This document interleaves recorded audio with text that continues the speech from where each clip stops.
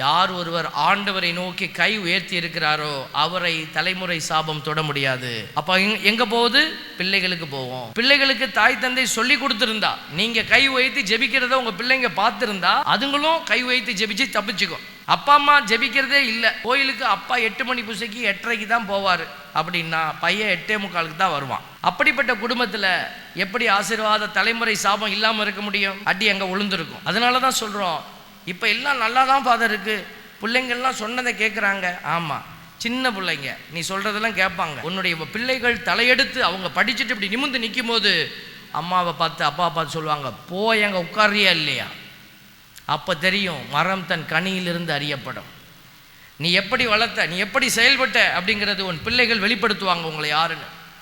அதனால தான் பிள்ளைகளை சொல்கிறோம், இப்போ எல்லாமே சரியாக இருக்குது, எவ்ரிதிங் இஸ் ஃபைன் சொல்லிக்கிட்டு ஏமாந்து போகாதீங்க. Everything is not fine. Check your self.